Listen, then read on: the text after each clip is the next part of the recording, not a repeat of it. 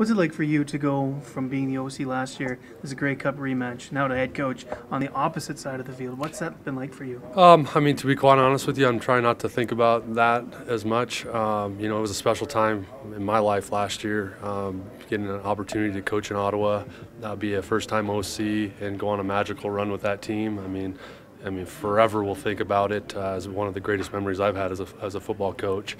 But this year, I mean, it's been much the same. I mean, it's first time being a head coach in a city that I love, and for a team that I've are very fond of, with a great group of individuals. And it's about the same, to be quite honest with you, in that respect. It's special, and just a bit ironic, I guess, when you're facing them to go to the Grey Cup this year. Yeah, I mean, the year's been up, it's been down.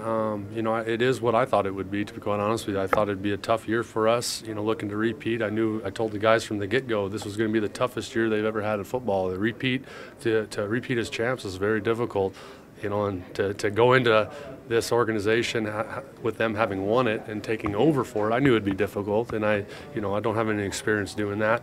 But I tried to rely on my coaches, the players that were here, the staff, the organization in and of itself, and I feel like we've done a good job of that, of staying the course this year and playing good football. And maybe it hasn't always been the way we've wanted it to be, but I think that's just part and parcel of our profession. And the best thing we did was keep fighting, and that's what we preach in this locker room. Man, we're just hitting that roll right now. On a roll right now, offensive line is moving.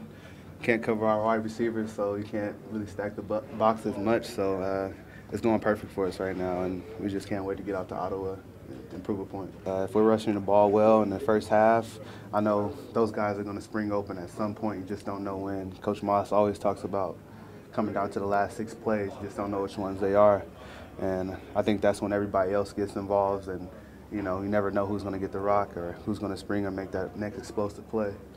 Ain't too much you can show Henry that he hasn't seen in his forever number of years he's been playing. So like I said, we just got to be disciplined and, seize the moment when he give us one. So that's about the only thing you can do to Henry.